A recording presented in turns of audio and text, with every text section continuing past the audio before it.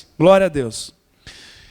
Ele já começa então falando, o texto já começa nos trazendo mais uma definição. Ele diz, não ameis o mundo, nem as coisas que há no mundo.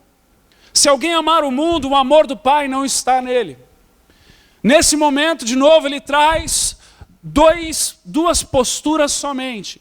Ele traz a postura do amor pelo mundo e ele traz a postura do amor pelas coisas de Deus. Obrigado, amado. E no meio, amados, não tem nada. Tem um abismo. E João dizendo, olha, se alguém amar o mundo, o amor do Pai simplesmente não está nele. Ele não diz, se alguém amar o mundo, vai trabalhando e aumentando esse amor. Ele não diz que é gradativo, ele simplesmente diz que o amor do Pai não está nele. Ele simplesmente diz que aquele que está no mundo não conhece a Deus. E aquele que está com Deus odeia o mundo. E aqui é o desafio para nós. Só que se nós lermos isso e nós lermos outras passagens na palavra de Deus, nós vamos nos questionar, mas de que mundo é esse que João está falando? Porque a mesma palavra diz para nós, o mesmo escritor escreve para nós, em João 3,16, que Deus fez o que com o mundo? Ele amou. Ele amou o mundo de tal maneira que deu o seu único filho. Agora, que mundo é esse que João, num determinado momento, diz que Deus amou e num outro momento diz que se nós amarmos o mundo, o amor do Pai não está nele? Porque uma coisa é o mundo quando se refere à humanidade. Nós, a criação preferida do Senhor. A criação que Deus viu que era muito bom. A criação que Deus, quando tocou com suas mãos, fez. Não foi só com a sua voz, mas foi com a sua mão. E quando João aqui está falando deste mundo, ele está falando já na sequência, graças a Deus ele traz para nós aqui uma definição para a gente não precisar ficar tentando inventar o que ele estava querendo dizer. Então, o tema da mensagem hoje, se você está anotando, e eu quero te estimular a cada vez mais anotar, porque é bom. Eu sei que tem algumas pessoas que preferem não anotar porque perdem a concentração, enfim. Mas se você não é uma dessas pessoas e você, como eu, consegue guardar mais quando você está escrevendo, eu quero te estimular a sempre trazer um caderno, uma caneta, junto com a palavra de Deus, para estar anotando. E o tema da mensagem hoje é a Trindade das Tentações. Que o Senhor nessa noite possa falar ao nosso coração de tal forma, meus amados, que nós saímos daqui odiando o mundo, mais ainda. Amém? Ó, demorou, hein? Demorou. Vamos lá que o Senhor tem grandes coisas para nós nessa noite, em nome de Jesus. Versículo 16, logo na sequência então, que João define, ele traz agora uma explicação. Olha só, porque tudo o que há no mundo, a concupiscência da carne, a concupiscência dos olhos e a soberba da vida não procede do Pai, mas procede do mundo. Então ele fala de três situações aqui, de três tentações. A primeira é a concupiscência da carne, a segunda é a concupiscência dos olhos e a terceira é a soberba da vida. Primeiro a gente precisa entender o que é concupiscência, né? Não é algo que a gente usa por aí hoje em dia, né? Você não diz, hoje eu estou com uma concupiscência de comer um bife acebolado. Né? Concupiscência significa desejo. Desejo. Então a primeira coisa que João está querendo dizer para nós aqui, o que nós precisamos largar, deixar de lado, é o desejo da carne. É a carnalidade que está em nós. Não há nada, nós não precisamos fazer nada para vivermos em carnalidade. Você sabia disso? Não requer esforço nenhum. Nós simplesmente precisamos ser aquilo que nós somos. E seremos carnais em excelência. Coisa linda, né? Só que não é isso que Deus deseja de nós. Deus deseja de nós santidade, amém? Então nós precisamos lutar contra essa carnalidade. E a palavra de Deus traz para nós um texto, amados, que é um texto clássico. É um texto que você tem que, se você é daqueles de sublinhar a palavra de Deus como eu, você tem que fazer 7 voltas em volta desse texto. Lá em Gálatas capítulo 5, lá no versículo 19, vamos ler a respeito das obras da carne. As obras que a nossa carne consegue produzir sem esforço nenhum.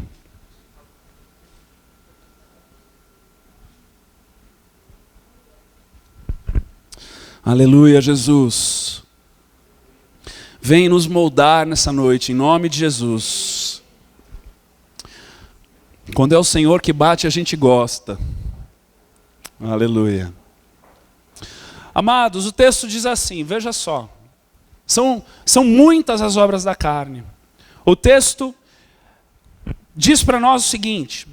Ora, as obras da carne são conhecidas. E são prostituição, primeiro. Prostituição é tudo que diz respeito à imoralidade sexual. Não somente na ação, mas também no pensamento. Jesus nos ensina que se desejarmos a mulher do próximo somente em pensamento, nós já estamos pecando, já é obra da carne. E nós, então, entendemos que tudo aquilo que diz respeito à imoralidade sexual é fruto da nossa carne. Outra coisa, a impureza. A impureza é tudo aquilo que não é puro. Tudo aquilo que não é integral da parte do Senhor. Tudo aquilo que está misturado com alguma outra coisa que é pecado, é obra da carne. Lascívia, que significam ações indecentes. Né? Ações indecentes que às vezes um decote da irmã, né? Uma saia curta, ou um homem que quer mostrar como que é? O bíceps, ou de repente, sei lá, o tanquinho, né? Aquela camisetinha, ou aquela calça, né? Que você fala assim, irmão, Deus é justo, mas essa tua calça aí está mais justa que Deus, né? Aquela coisa que é indecente, que às vezes está no meio de nós. Amados, isso é obra da carne. Quando nós desejamos mostrar, né, aquilo que deveria ser íntimo ao nosso cônjuge somente, amém? Né? Tudo aquilo que podem ser ações indecentes também, não somente uma vestimenta, mas uma forma de você falar, uma forma de você lidar com uma pessoa do sexo oposto, né? Sem aquele resguardo, sem aquele cuidado, sem aquele zelo. Então, muitas vezes nós nos encontramos nessas obras. Idolatria. Né? Muitas vezes as pessoas pensam que a idolatria está vinculada à adoração somente àqueles ídolos, né? de barro, de cerâmica, mas muitas vezes, amados, nós idolatramos pessoas, idolatramos times de futebol, idolatramos um hobby, idolatramos às vezes um pastor, idolatramos um artista, idolatramos às vezes um membro da família, idolatramos às vezes uma empresa, uma igreja. É possível a idolatria estar no meio de nós. Eu quero te dizer nessa noite que isso é obra da carne. Né? Feitiçaria. Pastor, eu não tenho um caldeirão lá na minha casa, eu não ando por aí de vassoura. Mas muitas vezes nós andamos com umas fitinhas que dá sorte no carro, filtro do sonho, né? Pulseirinha, correntinha, coisas, né, para tirar mal olhado, olhar, sei lá, tem um monte de nome aí que eu não sei, não entendo essas coisas, graças a Deus. Mas, amados, nós precisamos estar atentos a essas coisas. Isso é obra da carne, não é obra do Espírito. Tem alguém aí? Sim. Aleluia. Inimizades. Amado, não tem como um crente botar a cabeça no travesseiro e dormir em paz se ele tiver de mal com alguém. Não tem como. Ou o Espírito Santo está longe demais dessa pessoa para não incomodar ela. Essa pessoa está esfriada espiritualmente, ela esfriou, ela não acredita mais em coisas do Senhor, eu não sei o que aconteceu, porque, amados, se nós temos inimizade com alguém, nós devemos procurar resolver. Devemos procurar essa pessoa, devemos liberar perdão, devemos pedir perdão, devemos passar por cima disso, resolver o problema.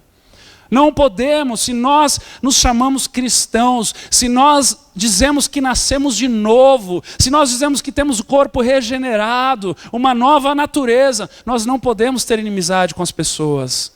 Amém? Não quer dizer que você precisa ser BFF, Best Friends Forever com a pessoa, né? Melhor amigo para sempre. Mas você tem que resolver. Precisa resolver, está pendente, tem que resolver.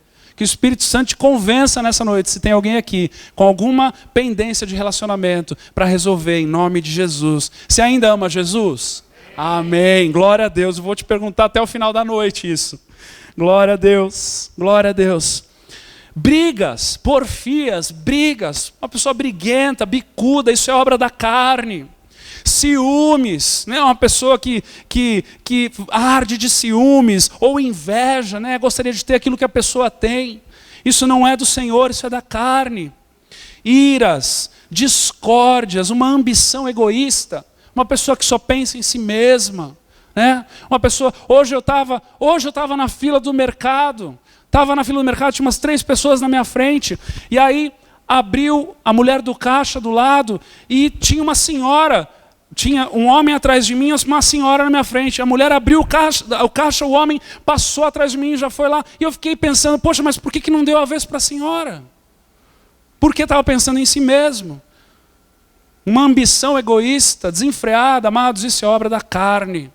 Aquele que é nascido de novo não tem que ter esse tipo de fruto.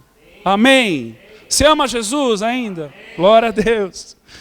Dissensões, desunião, né? Facções, divisões, inveja, bebedice, glutonaria e coisas semelhantes a estas, a respeito das quais eu vos declaro, como já outrora vos preveni, que não herdarão o reino de Deus os que tais coisas praticam. Não herdarão o reino de Deus os que tais coisas praticam. Amados, graças a Deus o texto não para aí, né? E ele continua dizendo, lá em Gálatas, no versículo 22 do capítulo 5, mas o fruto do Espírito é amor, alegria, paz, longanimidade, benignidade, bondade, fidelidade, mansidão e domínio próprio. Nós poderíamos focar nisso e ficarmos a noite inteira falando a respeito dessas virtudes do fruto do Espírito, mas nós vamos passar bem rapidamente, porque o foco hoje não está aqui, mas é importante que nós entendamos, amados, que essa tentação, esse desejo carnal que nós temos, estes frutos que são gerados a partir da nossa natureza, precisam ser combatidos. Precisam ser combatidos, não podem ser bem-vindos no nosso meio. Existem 2 momentos na palavra de Deus onde se fala a respeito da porta que há no nosso coração. O primeiro é lá em Gênesis, quando Caim já está com ciúmes do seu irmão Abel, da oferta que seu irmão havia dado ao Senhor. E o Senhor então o visita e diz assim, o pecado jaz à tua porta, cabe a você dominá-lo. Ele está dizendo, o pecado já está deitado, já está batendo na porta do teu coração, cabe a você dominá-lo. Deus está ensinando para nós que nós devemos aprender a dominar esse desejo carnal. Nós devemos aprender a dominar estes desejos que geram em nós estes frutos que o Senhor não se agrada.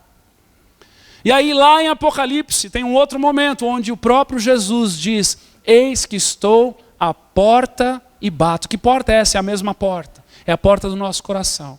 Ele diz, se você abrir esta porta, eu entrarei, eu cearei contigo e você comigo. Amados, nós precisamos entender e saber e buscar do Senhor quando devemos abrir a porta. Porque se não abrirmos a porta para Jesus, nós abriremos a porta para o pecado. Se nós não abrirmos a porta para Jesus, nós abriremos a porta para a tentação. E nós estamos o tempo todo com a mão na maçaneta dessa porta, prontos para abrirmos ela. Mas requer de nós entendimento, graça, para sabermos a hora certa de abrir a porta e de mantê-la fechada com toda a nossa força. A palavra de Deus diz que se resistirmos ao diabo, ele faz o quê? Ele foge de nós. E ele nos dá a capacitação para resistirmos às tentações. Amém? Amém, igreja? Você ainda ama Jesus? Você ainda me ama? Isso também é importante, né? Até o final dessa noite. Glória a Deus. A primeira trindade, então, da tentação é essa, é o desejo da carne. É essa carnalidade que nós precisamos combater. A segunda tentação que João está dizendo para nós aqui é o desejo dos olhos. Diga, o desejo dos olhos. Veja só o que está escrito em Mateus capítulo 6, versículo 22. São os olhos a lâmpada do corpo. Se os teus olhos forem bons, todo o teu corpo será luminoso. Se, porém, os teus olhos forem maus, todo o teu corpo estará em trevas. Veja aqui, amados, que há uma grande diferença da primeira tentação, que é o desejo da carne, pela segunda tentação, que é o desejo dos olhos. Se nós passarmos bem desapercebido, parece a mesma coisa, mas não é. Porque o desejo da carne, ele é gerado dentro de nós. É gerado pela própria carne na qual nós habitamos. Já o desejo dos olhos é aquilo que vem de fora para dentro. É aquilo que está fora de nós e que pode tomar conta do nosso coração. O texto diz para nós que se os nossos olhos forem bons, o nosso corpo será saudável. Mas se os nossos olhos forem maus, o nosso corpo irá mal. E aquilo que deixamos os nossos olhos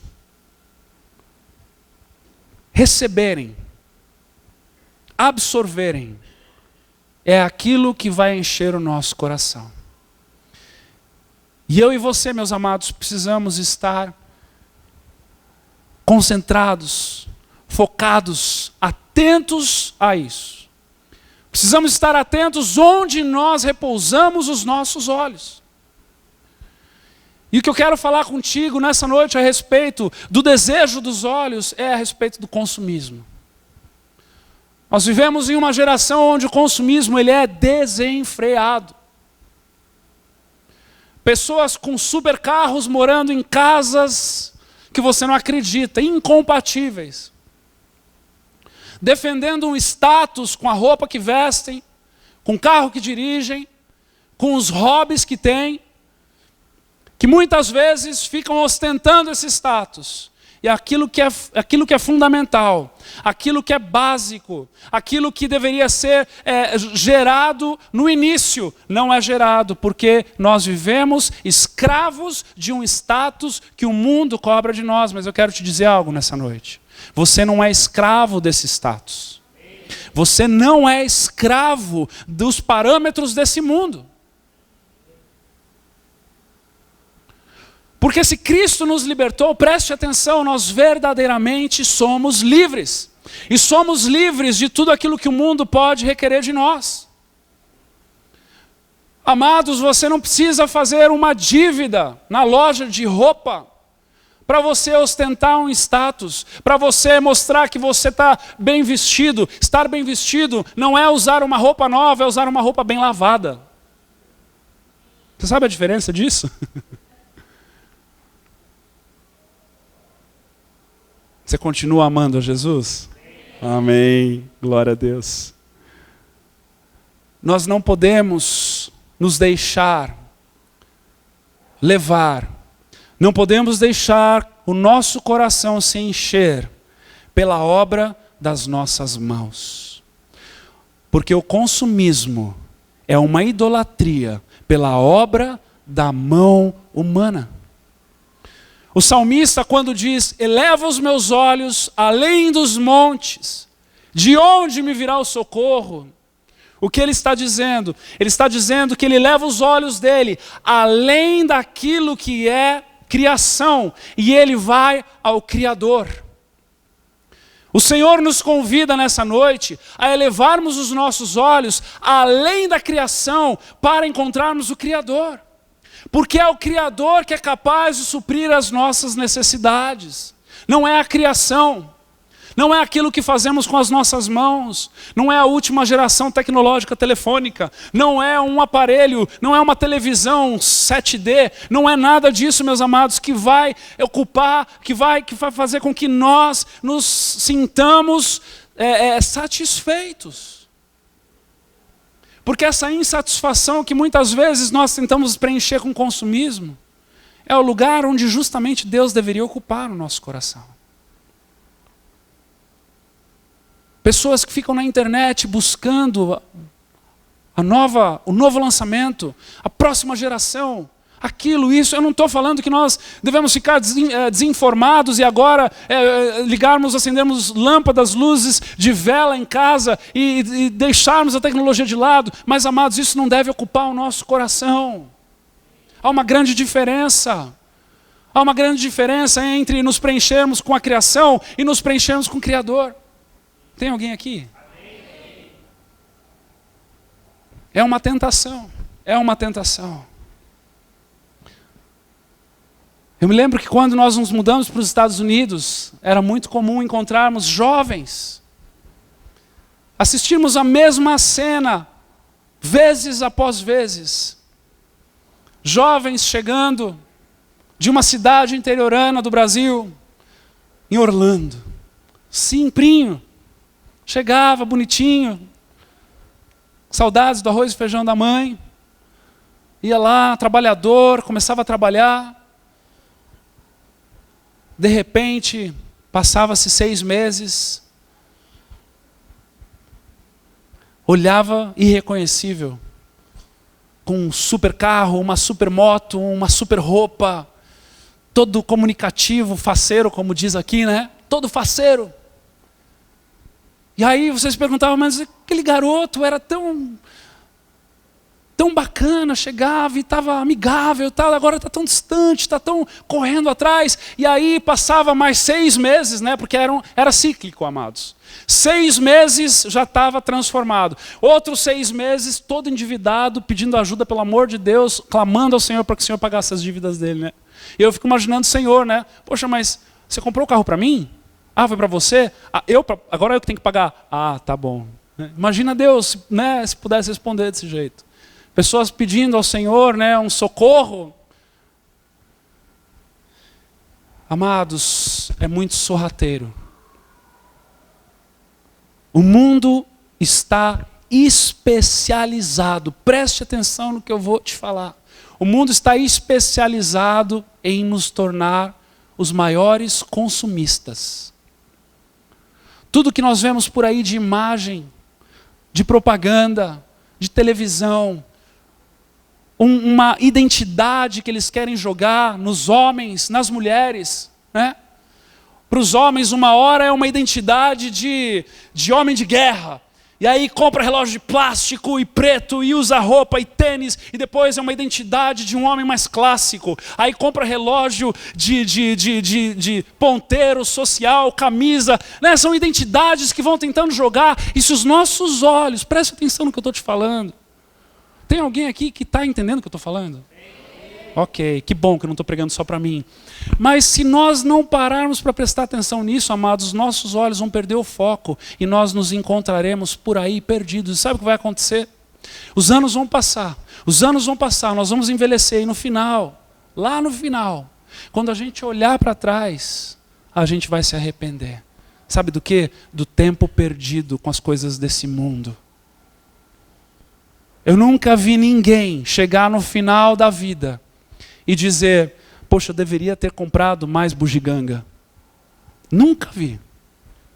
Eu já vi gente dizer, eu deveria ter tido tempo mais com a minha família. Eu já vi gente dizer, eu deveria ter lido mais a palavra de Deus, eu deveria ter orado mais, eu deveria ter buscado, eu deveria ter sido mais generoso, eu deveria ter ajudado mais as pessoas, eu deveria ter feito muito mais coisas, mas eu não fiz, e eu fiquei atrás das coisas minhas. Agora, eu nunca vi ninguém dizer, eu deveria ter sido mais egoísta. Nunca vi. E se você já ouviu, essa pessoa precisa se converter antes de morrer. Mas, amados, para nós que vivemos nessa intensidade com o Senhor, para nós que buscamos agora as coisas do alto. Para nós que entendemos e lemos o tempo todo na palavra de Deus que as coisas desse mundo não valem de nada. Para nós que estamos vivendo uma realidade de vida e que temos uma eternidade para vivermos na presença do Senhor. Por favor, em nome de Jesus, preste atenção no que eu estou te falando. Nós precisamos amar as coisas do Senhor mais do que as coisas desse mundo. E isso precisa gerar frutos. Isso precisa exalar de nós através das nossas ações. Isso precisa exalar de nós através dos nossos testemunhos, das nossas atitudes. Porque falar e louvar e adorar é uma coisa, mas viver na intensidade, fora dessas quatro paredes, é outra. E o desafio da palavra de Deus é fora dessas quatro paredes. Aqui é tudo do bom e do melhor. Mas fora dessas quatro paredes é que gera o desafio em nós. Amém, amados? Sabe como que foi que o homem caiu? Eu quero te lembrar nessa noite. Gênesis 3:6. Está escrito: vendo a mulher que a árvore era boa para se comer, e agradável aos olhos, e árvore desejável para dar entendimento, tomou-lhe do fruto e comeu, e deu também ao marido, e ele comeu. Até Eva foi persuadida pelo consumismo. Através dos olhos dela, gerou um desejo. E esse desejo a dominou de tal forma que ela comeu do fruto. E deu ao seu marido. Cuidado com os teus olhos. Fala para a pessoa do seu lado, olha para a pessoa do seu lado, diga assim: cuidado com os teus olhos. Amado, nós precisamos entender que há um propósito para tudo aquilo que vem da parte do Senhor. Amém? Se hoje você tem um carro, tem que ter um propósito nisso. Se hoje você tem uma casa, tem que ter um propósito nisso. E esse propósito, ele é eterno. Amém? É para o reino de Deus. Em nome de Jesus, eu vou correr aqui, que o tempo já está acelerado. A terceira tentação é a soberba da vida. O que essa soberba significa? Significa, meus amados, segurança fútil. João está falando a respeito de uma segurança fútil que esse mundo diz para nós que pode nos dar. Lembra da história do jovem rico? Um jovem rico se encontra com Jesus e diz: ó, bom mestre, o que posso mais fazer para te agradar? E aí Jesus vai lá e se lembra ele dos 10 mandamentos, e ele diz: olha, isso eu já faço. O que mais que eu posso fazer? E Jesus olha com uma certa ironia divina, saudável, e ele diz: só te falta uma coisa. Só uma coisa. Vem cá. Faz o seguinte: vende tudo o que você tem, dá para os pobres e depois me segue. E aí o texto diz que aquele jovem, por ser rico, fica triste e vai embora. Sabe por quê?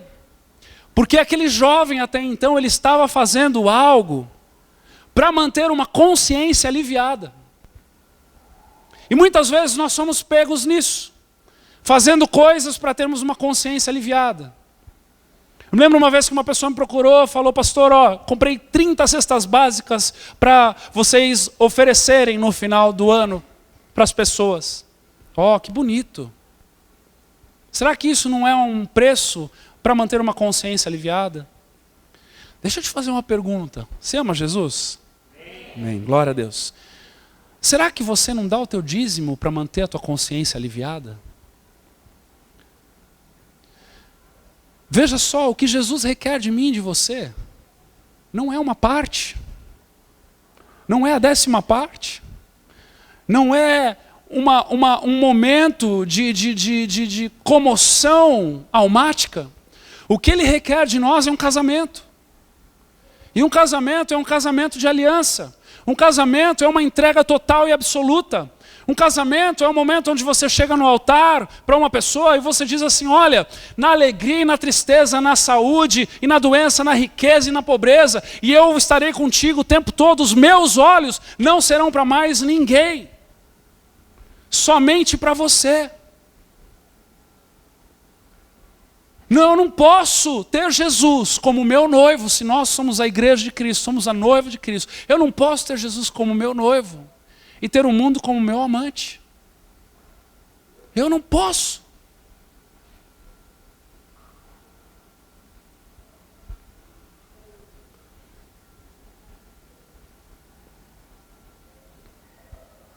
O mundo tenta mostrar para nós que há uma segurança. O mundo tenta nos dar uma regrinha. Olha, se você fizer isso, guardar isso, e fizer isso, e caminhar desse jeito, e fizer desse jeito, você vai se dar bem. Só que foi muito bem ensinado aqui antes de mim. O Senhor requer de nós uma dependência. Como que Ele nos ensina a orar? O pão nosso de cada dia. Duas coisas aqui, o pão nosso. Ele está pedindo para a gente pedir o pão, ele não está pedindo para a gente pedir o diamante, a esmeralda, o rubi. Ele está pedindo para a gente pedir o pão, a necessidade suprida. E o que vier a mais? O que vier a mais é responsabilidade tua de dividir. Uau! Gente, é difícil demais. Muitas vezes eu não consigo. Mas esse é o nosso desafio. E a segunda coisa, de cada dia. Por que de cada dia? Não seria melhor pedir: Senhor, nos dá os pães desse mês? Por quê? Porque Ele requer uma Amém. Ele requer de nós uma dependência. É por isso que tem que ser de cada dia, todo dia. É por isso que o maná não era bom para o dia seguinte. É porque o Senhor requer intimidade. Por quê? É um casamento. É um casamento. Então nós precisamos correr dessas tentações, meus amados. O desejo da carne, o desejo dos olhos e essa segurança fútil da vida.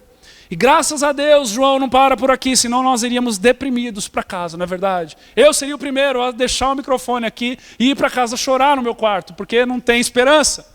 Mas graças a Deus Ele traz esperança para nós. Ele diz lá no versículo 17, ora, o mundo passa. Primeira boas novas para nós nessa noite. O mundo passa. Diz para a pessoa do seu lado aí, vai. O mundo passa. Gente, isso para nós é um alívio. É um alívio, porque nós viveremos numa eternidade com o Pai. Numa nova Jerusalém, que só para fazer a gente ficar desejando e babando, as ruas são de ouro. As ruas são de ouro. E não tem nem sol lá, porque o sol da justiça, que é o próprio Deus, vai brilhar aquele lugar. Tem alguém aqui?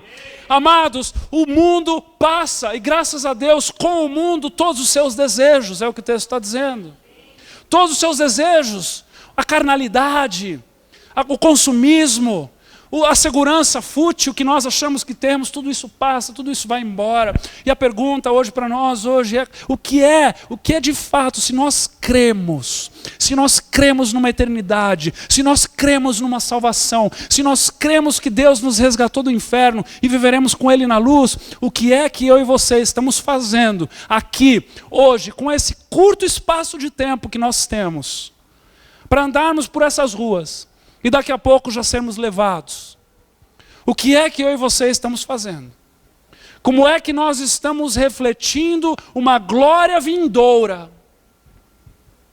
Como é que nós estamos lidando com as coisas desse mundo?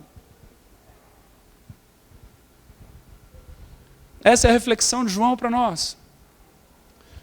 E aí ele diz assim: aquele, porém, que faz a vontade de Deus permanece eternamente. E aqui ele traz para nós o antídoto dessa picada venenosa que a serpente picou Eva lá no começo. E Ele está trazendo aqui o antídoto para nós, dizendo: olha, se você fizer a vontade de Deus, não somente você vai agradar a Deus, mas todo esse desejo mundano vai sair de você. E o que eu quero dizer para você nessa noite é o seguinte, meus amados: se nós nos ocuparmos, se você esquecer de tudo que eu falei até aqui, até agora, grave esta frase: se nós nos ocuparmos de fazermos a vontade de Deus, a nossa própria vontade automaticamente morre. Esse é o antídoto. Fazermos a vontade de Deus. Esse é o apelo para nós nessa noite. Fazermos a vontade de Deus. Tá, pastor, lindo. Mas o que é fazer a vontade de Deus? Já que você perguntou, eu vou responder. Não tem um texto melhor para explicar para nós a vontade de Deus do que Romanos, do capítulo 12 ao capítulo 15 até o versículo 13. E eu quero te deixar uma lição de casa. Nós não vamos ler este texto aqui. Você vai ler no teu tempo com o Senhor. E antes de você ler, você vai perguntar a Ele. E você vai dizer: Senhor, eu sei que eu vou ler aqui a Tua vontade, mas me mostra o que eu preciso fazer disso aqui e agora. Amém? Posso deixar essa lição de casa com vocês? Vamos buscar ao Senhor nessa semana, de Romanos 12 a Romanos 15, versículo 13. Anote aí, eu vou estar passando para os grupos depois, com os em casa, para a gente estar refletindo a respeito disso. Mas vamos mergulhar na vontade de Deus, porque quanto mais eu e você mergulharmos na vontade de Deus, mais nos esqueceremos das nossas e nos tornaremos aquilo que agrada ao Senhor. Amém? Vamos ficar de pé então, vamos orar.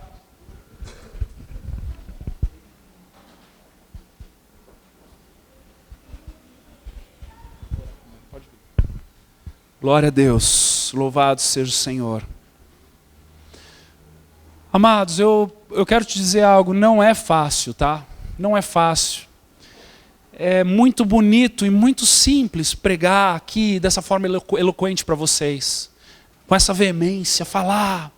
Mas isso é algo que precisa estar revelado ao nosso coração.